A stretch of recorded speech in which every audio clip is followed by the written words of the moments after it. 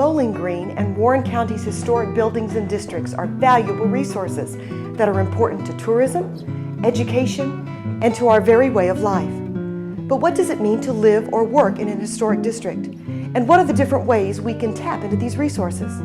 We'll find out today on this edition of Warren County Preserves.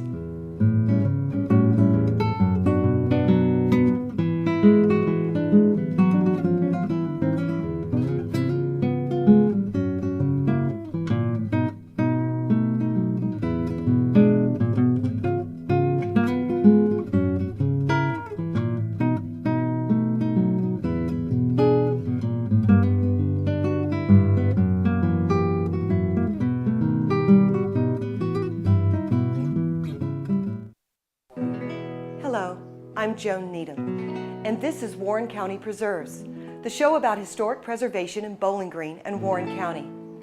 Today we will explore what it means to own property in an historic neighborhood, what these neighborhoods mean to the entire community, even those who don't live in them. And we'll take a glance at how some of these neighborhoods are celebrating their rich history. You often hear people call a certain neighborhood or house historic. You may have driven through an area with signs to let you know you are entering an historic area, and you may have seen landmark or National Register plaques on buildings. But what do all of these signs and plaques really mean? The landmark plaques you see in Warren County are awards recognizing a property owner's efforts toward restoring and preserving a property. They are not a type of historic designation. Here in Warren County, we have two different ways of recognizing the historic importance of a building or a district: National Register listing and local historic designation. The type of designation you might be most familiar with is the National Register of Historic Places. This is national recognition of an individual property or a collection of properties' historic significance. There is a common misunderstanding that listing in the register dictates what owners can or cannot do to their property. However, this is not the case.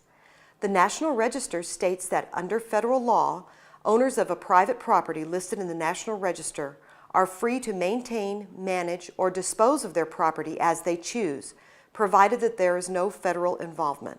Listing in the National Register is a tremendous honor, and for properties listed, or even just eligible for listing, there may be valuable tax credits for rehabilitation available. A second type of designation is local historic designation, which allows a property owner to take a more active role in protecting the historic value of their home and their neighborhood. A property or a neighborhood can be listed in the National Register and have local historic designation at the same time. Local historic designation is a legal tool in our local zoning ordinance. It requires that property owners follow certain guidelines when making changes to their property. The guidelines are based on national standards and customized for our area. People seek the designation because it protects the investment they put into their property. It upgrades the quality of life for those who live there, and even those of us who may simply enjoy driving or walking through the neighborhood. It protects our historic resources, and it helps to bring tourist dollars to the area. Kathy and Mark Hood live in a neighborhood that is listed in the National Register and is a local historic district.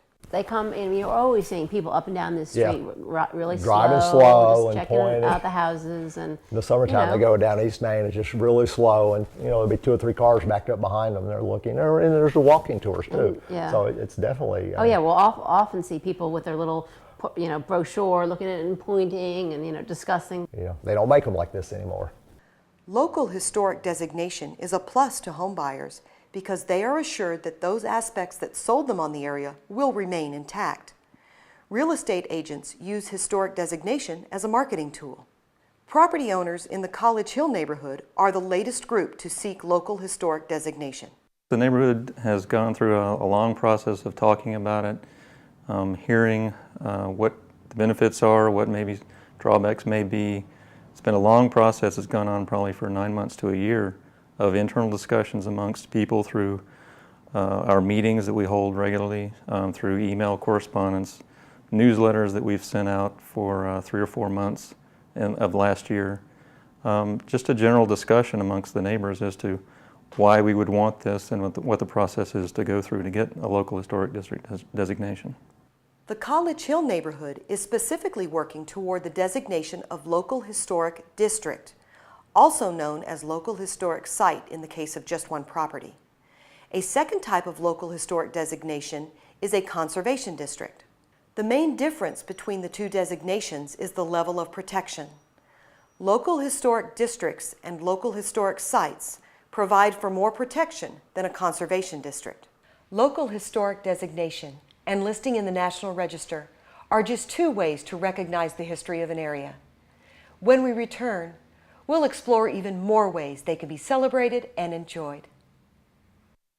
Welcome back to Warren County Preserves. Historic designation, whether on the local or national level, is just one way to celebrate and share the history of a neighborhood.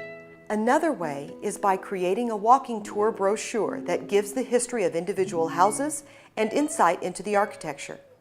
The College Hill neighborhood accomplished this recently with a SNAP grant from the City of Bowling Green.